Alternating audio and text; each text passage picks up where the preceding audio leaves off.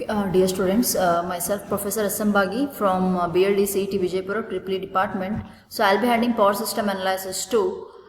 Before going to the as per module wise, so let us go through the basics regarding power system analysis. What and all is there in this subject? This subject is problematic 50% and 50% theory, and sometimes you may call 60% problematic, 40% theory, depending upon the question paper how they'll set. So now, but here you will be getting lengthy problems. So this is the actually till now what and all you have done regarding power system subjects like PSA 1, and then regarding generation subjects and all, TD subject, transmission distribution subjects and all. So those are all basics. With those basics, so this is the advanced form of analysis of overall power system. So what is this actually power system? Power system, nothing but the system consisting of generation, transmission, distribution. Now you have to analyze whole thing.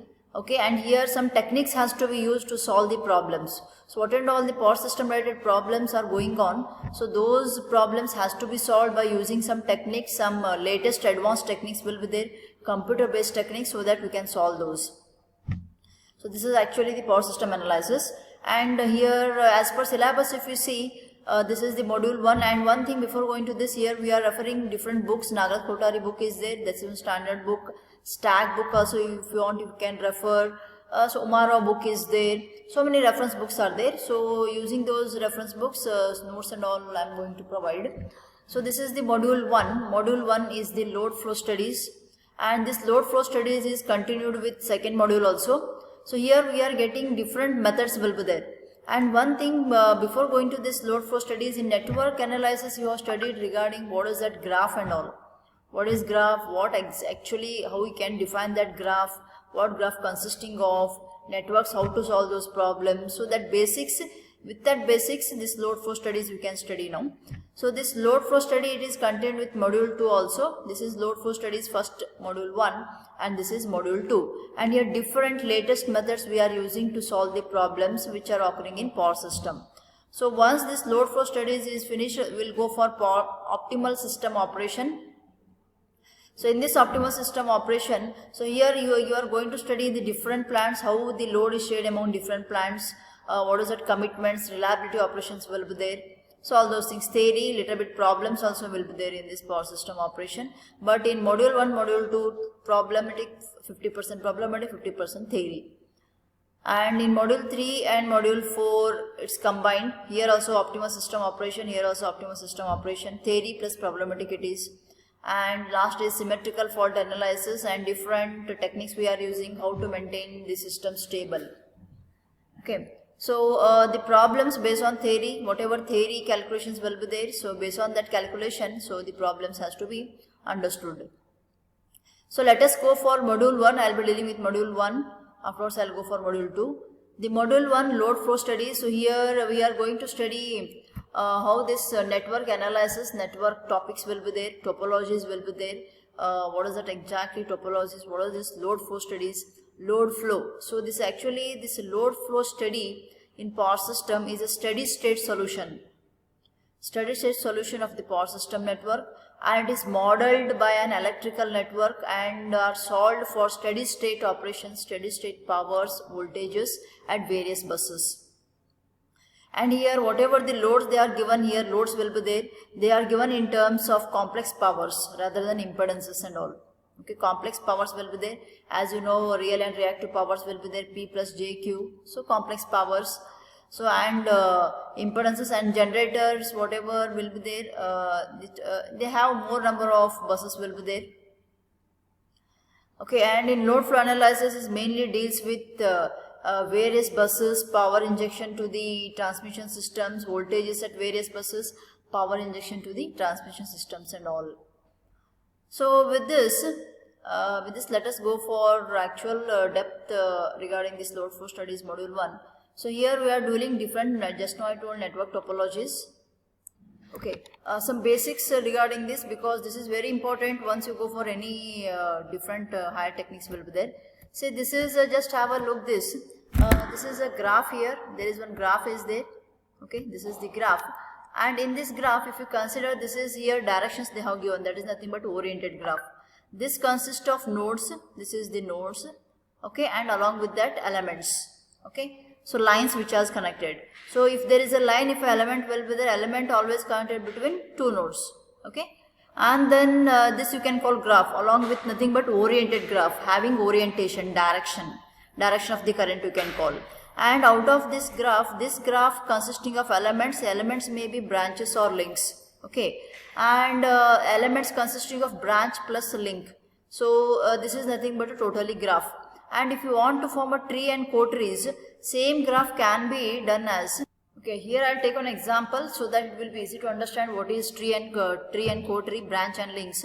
So if you see this graph, this is one graph is there, okay. So here whatever they are specified, this is one graph, and it consisting of some dotted lines as well as thick lines, okay. This thick lines whatever they have specified over here, this thick lines nothing but branches, okay. This thick lines nothing but branches, and whatever dotted lines nothing but links. Then how many branches and links will be there in this problem? Okay, so total number of elements nothing but branches plus links. E is equals to B plus L. So how many B here? Total 3B. Thick lines are branches, whereas the dotted lines are links. So therefore elements nothing but B plus L. Then how to calculate links and branches? If you want to calculate links, L is equals to E minus N minus 1. E minus N minus 1. E is the number of elements, N is the number of nodes. So how many links we are getting here? See, if for example, if you remove these links, it consisting of only branches, okay, 1, 2, 3, that is nothing but tree consisting of nodes as well as only branches, links consisting of only this C. And one thing, link, co-tree nothing but a link, it consisting of links. If you add a link to a tree, it will form a loop. Getting what I am telling? So this is 1, 2, 3. If you take only these three elements, nothing but branches, this is nothing but tree consisting of only branches, okay. And if you separate this 4 and 5, if I take it out, so 4, 5, if I take it out like this, this is 5 and this is 4.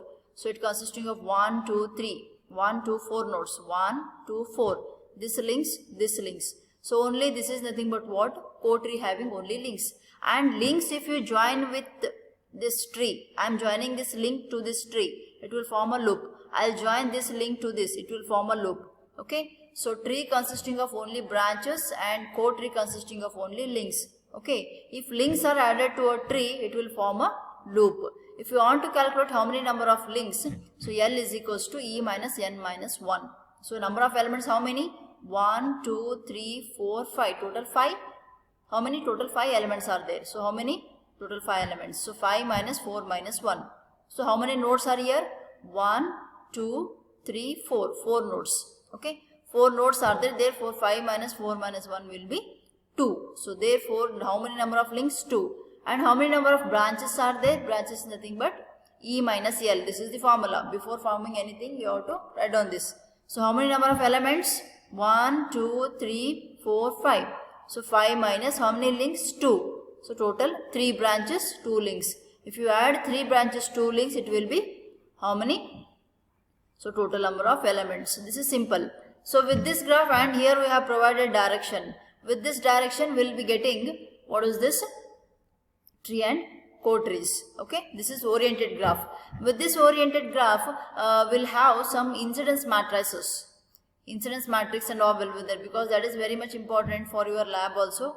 We'll go for that. Okay.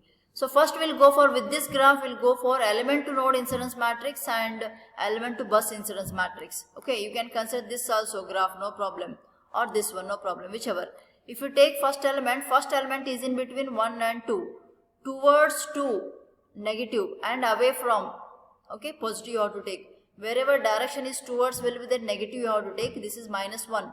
This is 1 is an element, it is connected between 1 and 2 nodes. And from, if you consider this one element, this node 1, it is away, and this is towards to 2. Wherever towards you are getting minus 1 and away we are getting plus 1. So this is what? This is plus 1, this is minus 1.